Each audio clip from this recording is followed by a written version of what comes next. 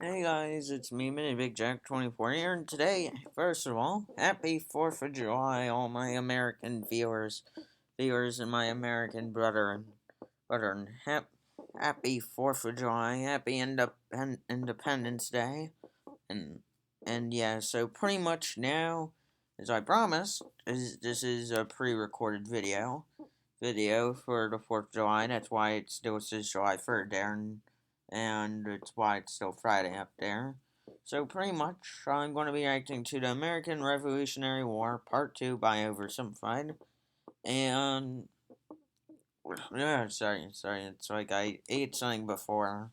Like, before I just did this, and now it's just coming up to attack me.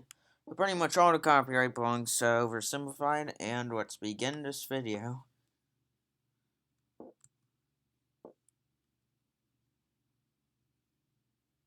Oh, going. Just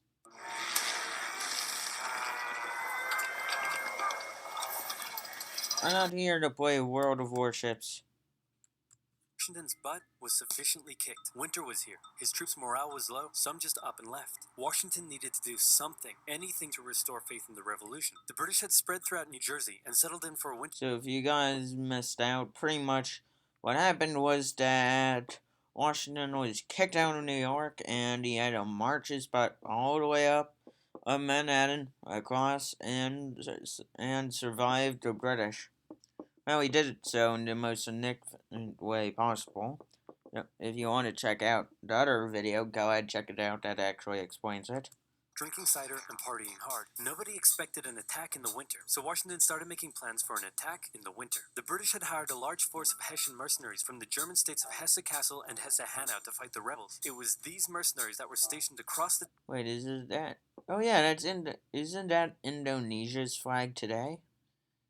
Yeah, that ain't Poland's flag. No, that's the current Indonesian flag, or the Morocco, or what other countries' flags that look like that.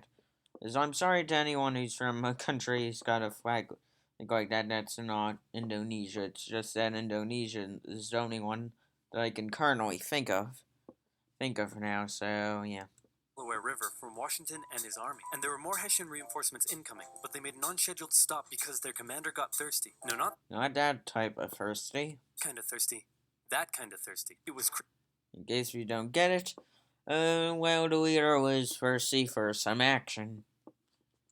Christmas Eve with a blizzard outside when Washington heard the Hessian defenses were down, and he decided to attack. He made a perilous crossing of the icy Delaware River with 2,400 men and marched 9 miles to Trenton, where he caught the Hessian forces completely off guard. After a short but fierce battle, the Hessians surrendered in droves. It was a much-needed victory that sent a clear message, not only to the British, but to Americans across the colonies. The war was far from lost. General Cornwallis led the British forces south to counterattack the Americans, but in a series of battles, Washington's defensive positioning and flanking maneuvers defeated the British 3 times in 10 days, and the British decided to 3 times in 10 days that the British lost? Wow.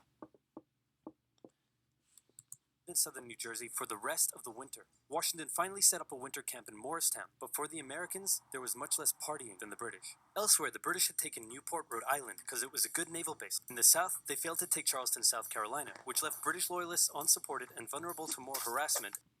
Oh no, I'm always getting hit by ads. I had this massive bush.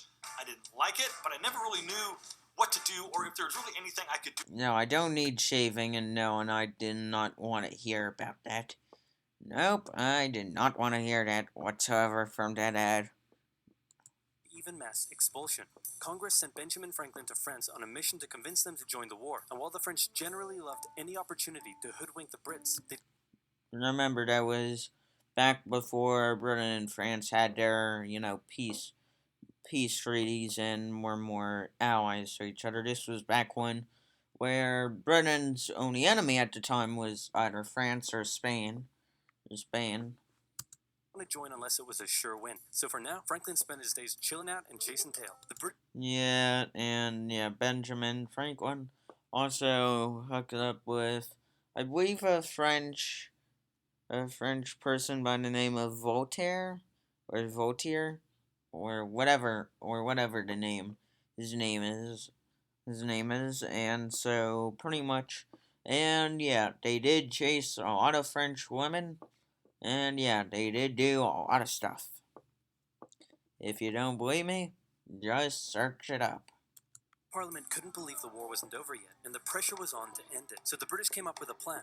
General Burgoyne in Montreal and General William Howe in New York would advance through the Hudson Valley and meet in the middle, splitting the colonies in two, and thus screwing over the American communication lines. Burgoyne began his movement south, and after taking Fort Ticonderoga quite easily, he then came across heavy American resistance. So he sent Howe. Hold on, wait, did I just see that?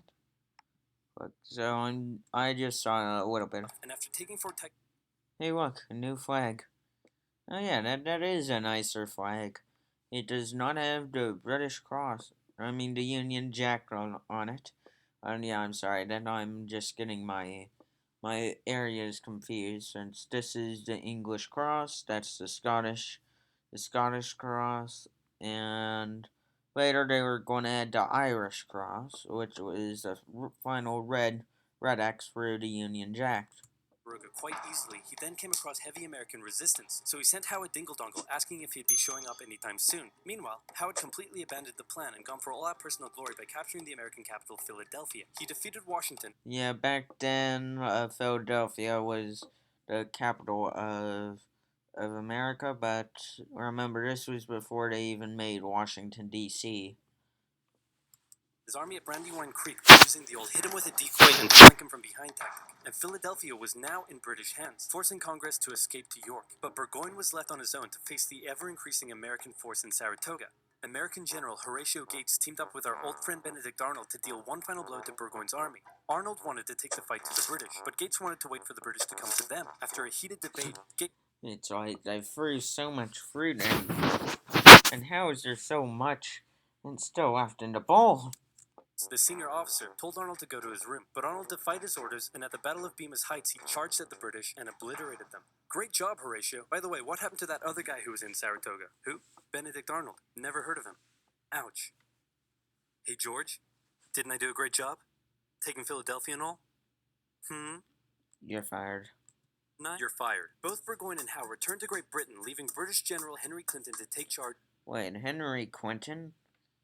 Alright, so I need to ask, am I going to be rude by saying this, but is Henry Clinton related to in any way to Bill Clinton or Hillary? No, just Bill Clinton. Because is he related to Bill Clinton? Like, I'm just wondering, or am I just going to be mistaking all this stuff up? The war, and the war was about to take a nasty turn because with the victory at Saratoga, the French were finally ready to join the Americans. All right, Benny, we're in. Hey, isn't this kind of funny? You know, because you're a republic trying to overthrow an absolute monarchy, and I'm an absolute monarchy helping you? Like, could you imagine if your revolution inspired my people to revolt against me, and then they imprisoned me and all my family, and they chopped all of our heads off? Could you imagine? That's called foreshadowing. That's called Go on, what? This keep happening. Stop giving me ads for World of Warships. I don't care about World of Warships. Foreshadowing. For now in America, winter was here once again, which meant yet more disease, more starvation, and even a little mutiny. After losing Philadelphia, Washington's job was again on the line. But suddenly, a Persian guy with a very fancy name hired. I'm gonna go and try to read this name.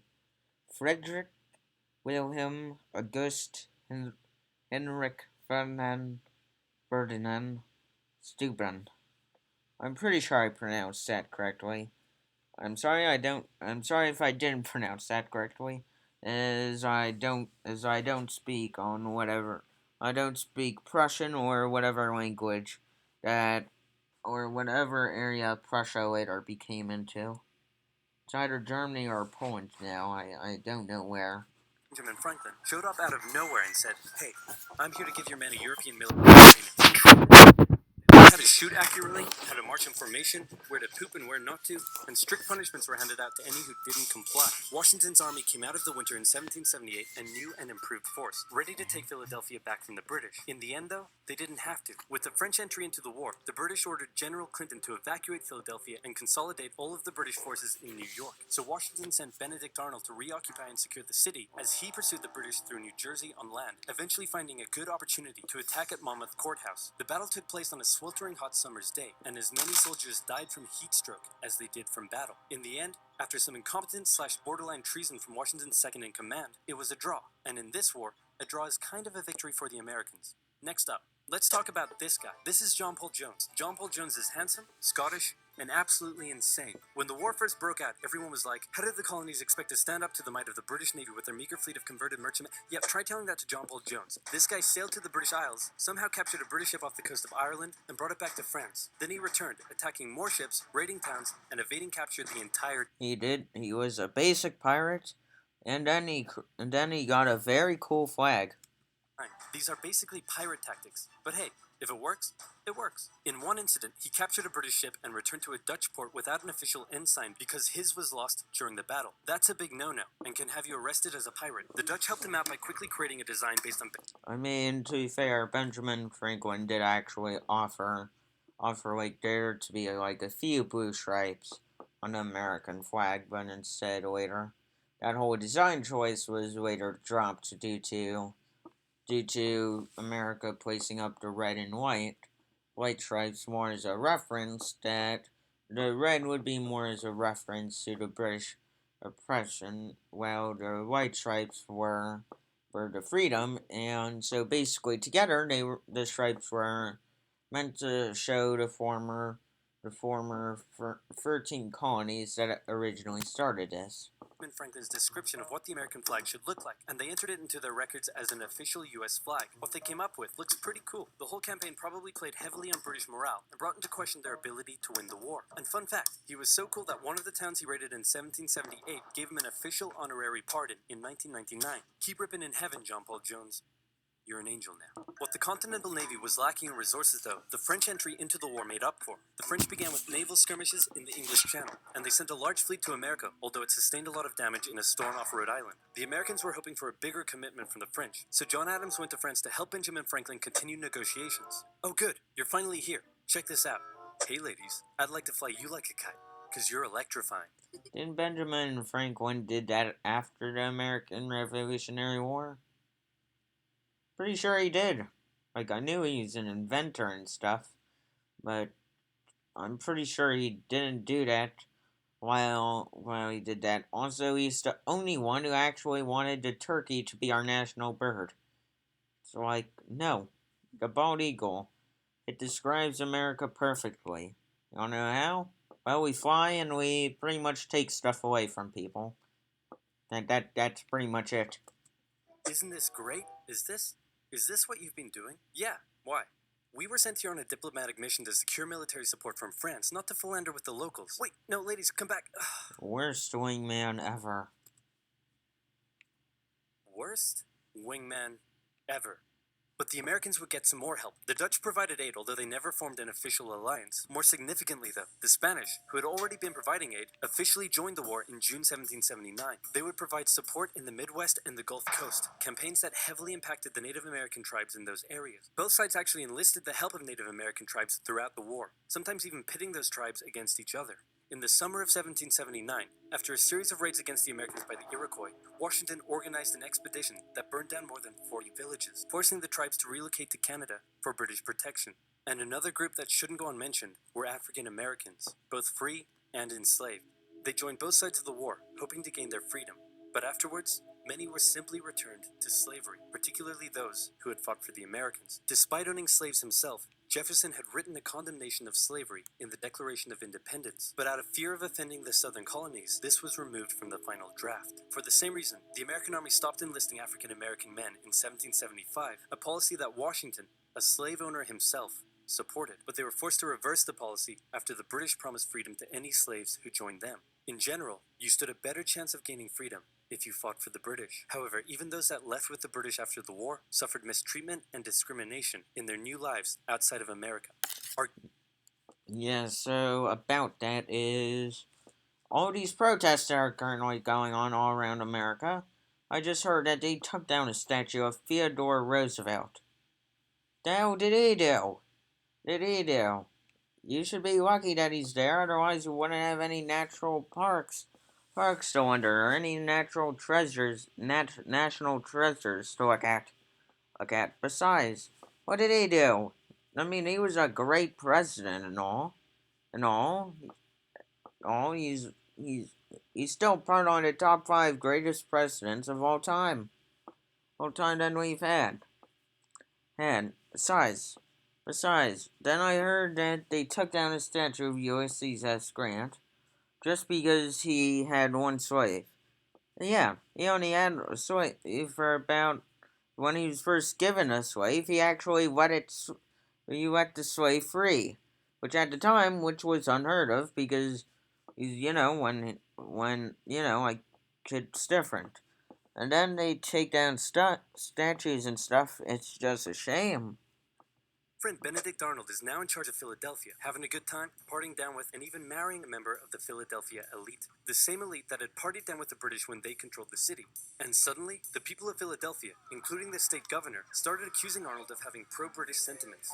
To keep the people happy, Washington wrote a letter rebuking Arnold, calling his conduct imprudent and improper, and that was too many ouchies for Benedict Arnold to handle.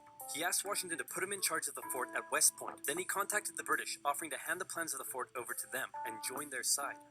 Our good friend Benedict Arnold is our good friend no more. Oh no, he's a redcoat now. The treasonous plans were discovered on a captured British officer, but Arnold managed to escape before he was arrested.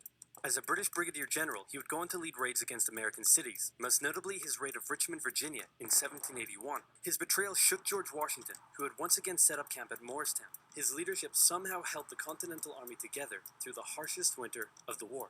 We're entering 1780, and Parliament was hopping mad that the war still wasn't over. The British debt was soaring, and despite taking parts of Massachusetts in late 1779, the North was in a stalemate, so the British decided to make a major shift in strategy to the south. An economic Alright, so hopping I'm mad down. that the war still wasn't over. The British debt was soaring, and despite taking parts of Massachusetts...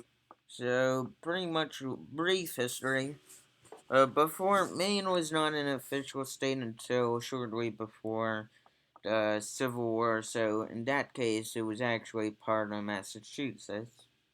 Massachusetts, yeah, this state, the one that looks like a gun. You don't believe me that it looks like a gun? Then there's the trigger. No, there's the trigger. There's the barrel. There's the hand grip. You get what I'm saying. Yeah, so pretty much, yeah, so Maine was called Massachusetts, and it was also part of this state, so yeah. 1779, the North was in a stalemate, so the British decided to make a major shift in strategy to the south. And economically, Wait, what? the North was in a stalemate, so the British decided to make a major... Benedict Arnold shared a part of my silence. Oh yeah, that is. King George. Oh wow. in strategy to the south, an economically rich area with a higher level of support for the British, or so the British thought. A year earlier, they had captured the underdefended city of Savannah, Georgia, easily, and a joint American-French counter-siege failed. Now, they laid siege to Charleston, South Carolina. It fell within months, with thousands of American troops surrendering to the British, a costly defeat. The British quickly moved to take control, and they sent stereotypical Hollywood villain with a British accent, Bannister the Butcher Tarleton, into the backcountry, where he hunted down rebels and destroyed them with ruthless brutality. The British presence also inspired local loyalist militias in the backcountry to rise up against their persecutors.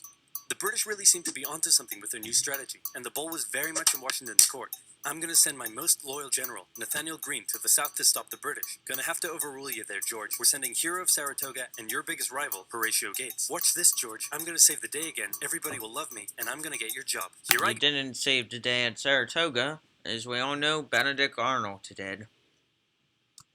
And he got into one battle with... In case you were wondering, it's raining outside. I just checked very hardly. Because I'm hearing all my gutters just draining with water. Got annihilated and ran away. Alrighty, let's go with your guy. Nathaniel Greene knew the British outnumbered his own forces and wouldn't be defeated with conventional tactics, so he had to think outside the box. He split his army into two, said, "Hey big boy, look at me," and then they went running in two different directions. Cornwallis sent Tarleton after Morgan, and he caught up with him at Cowpens, where Morgan proceeded to kick Tarleton's butt. Then the two led Cornwallis on a wild chase through North Carolina. His bigger and better equipped army... Yum, what's a rum? Why the hell are they carrying that much rum? Are they thinking they're going to be partying that hard? Oh no, that's way too much rum. I mean, I don't blame them, but that's a lot of rum. heavier and slower than Greene's quick and mobile troops. Greene led Cornwallis further and further from his supply line, then crossed the Dan River into Virginia, picked up some reinforcements, and turned back to face the now exhausted British. At the Battle of Guilford Courthouse, the two sides engaged in vicious close combat. Cornwallis, fearing loss, fired his big guns into the chaotic fighting, cutting down many of his own men. Greene retreated, giving Cornwallis the victory, but Cornwallis lost a quarter of his men in the fighting, so it felt much more like a British defeat. At this point, both sides desperately needed something to happen soon to end the fighting. The British were running out of money, while the Americans... Wait, what? What was that thing that the person was saying there? ...fighting, so it felt much more like a British defeat. At this point, both sides desperately needed something to happen soon to end the fighting. The British were running out of money. How many times is he gonna cut to this shot? Oh. Oh. Oh, it's just a person breaking the fourth wall. Fourth wall of the video. But that is a good point. While the Americans were again facing mutinies as the men went without pay or even basic living needs. Fortunately, the French were now showing up in greater numbers and were ready to fight. After his encounter with Greene, Cornwallis decided the only way to win the South was to first prevent the Southern Continental Army from using Virginia as a supply base. So he abandoned the Carolinas, moving to Wilmington and on to Yorktown, a position the British believed would be easy to supply and support. On his march to Yorktown, he raided many farms, stealing horses and supplies from the locals, but also freeing thousands of slaves, many of whom joined him. The French saw Cornwallis's new position as an opportunity to land a decisive blow on the British. Washington wanted to attack Clinton in New York, but the French said it was a really dumb idea. And to be fair, it was. Instead, Washington was actually good enough, unlike other generals who didn't listen to the other generals. He listened to them, and that's what made him a good leader. Make dispatches to make it look like they would attack Clinton, but secretly their combined force marched all the way down to Virginia. A large French fleet under the command of Comte de Grasse arrived and successfully cleared the British Navy out of the Chesapeake Bay. Oh, now that's good. So if you have one of the largest empires of all time, which is the British Empire, and as you happen to know, the Brits happen to have some of the best naval forces you can ever find back then, and not as much today, but you get that they're still a big power today. Like, still a tiny bit behind France, but they're a humongous power. Combined land and naval forces then laid siege to Cornwallis's army in Yorktown. The American and French forces tightened in around the city, raining artillery down on Cornwallis, who desperately appealed to Clinton for aid. But Clinton was unusually chilled out about the whole thing. Cornwallis held out for nearly a month before he had no choice but to surrender. Oh, I see that they changed the American flag again. It isn't me, or do the French always have to have a few white flags? Like, I'm not joking, like from 1815 to 1830, the French flag was literally a white flag. I'm not making that up. Look that up. That's true. It must have been so confusing for sailors to find that, since, white flags usually mean I surrender, but one thing that the French almost never do, I say almost because they did do this a few times, is surrender. They never surrender. Well, unless if you happen to be a German person with a silly mustache, and then happen to able to cut off all of their best troops, then yes. 7,000 British troops were captured, a crushing defeat, and with that, Parliament had reached the end of its rope. The war just wasn't worth it, and it needed to end now. The British still held New York, Charleston, and Savannah, but fighting between the two sides mostly ceased as peace negotiations opened up in Paris. The resulting treaty in 1783 saw Great Britain remove its troops from American soil, recognize U.S. independence, and cede territory up to the Mississippi River. In return, the Americans agreed to pay any debt still owed to Britain, and gave fair treatment to any colonists who had remained loyal to the crown. The Spanish got Florida, while the French got an economic crisis that led to his own revolution a decade later. Washington retired to his home in Mount Vernon, wishing his... And now this is where the oddest thing that you're ever going to find happened. Farewell by saying, I most devoutly wish that your latter days may be as prosperous and happy as your former ones have been glorious and honorable. He hoped to live out the rest of his days in peace, but unfortunately for him, a number of people wanted him to be the first leader of the new country. And by a number of people, I mean the literal... Yeah, crap, it's thundering out. And Alright, let's get this finished. Number of people, I mean literally everyone. The first election campaign in American history was basically a grassroots effort to convince Washington to accept the office. Yeah, that's true. Sworn in on April 30th, 1789, and he himself established many of the standards and limitations. Using campaign funds to pay your mistress hush money. Wait, what does that mean? Wait a minute. Oh. I wonder if that's making a jab at Donald Trump or Bill Clinton. Since, you know. Of what the American leader should be. First of all, there was debate on what he should be called. Is he a king? Is he our glorious leader? Nope, definitely not a communist. And no, that look does not look right for him. No, I like what they did. Oh, it's really thundering out there. I gotta end this soon. And they went for a word that at the time was pretty modest. President, like the president of your local bowling club or office bake sale committee. He set up a cabinet of expert advisors, knowing that no president could know everything, no matter how much of a stable genius they claimed to be. He proposed major legislation to Congress and gave an annual State of the Union address to keep his own power in check. He stated that the U.S. should remain neutral in foreign conflicts, and in the end, Yeah. We would stay neutral between foreign conflicts. Try telling that about the War of 1812, World War One, World War Two, the Cold War. I can continue. that the U.S. should remain neutral in foreign conflicts, and in the end, he voluntarily gave up his power after just 2 terms. He could have made the presidency anything he wanted, but his careful and cautious actions helped set the precedent of an office that is powerful in its limitations, decisive through its diplomacy, and respected in its humility. And so the United States was born, and everything was perfect. It had no problems, not a single one. Certainly nothing that would, cause such an extreme divide that it would lead to a civil war. Anyway, moving on. Quick quiz. Name the most American thing you can think of. Baseball?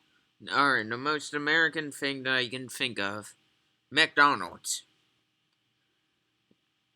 Capitalism. And the American flag. The U.S. national anthem. Also known as the Star-Spangled Banner. And Texas. Old Eagles? Calling the winner of an America-only sports tournament world champions? Or maybe math and science? Wait. What? No, wait, this is his ad, my bad. This is ad for skill space, or brilliance. So anyways, all the copyright wrongs oversimplified, and to all my American viewers, once again, happy 4th of July. July is all, see you all on Monday. Anyways, goodbye.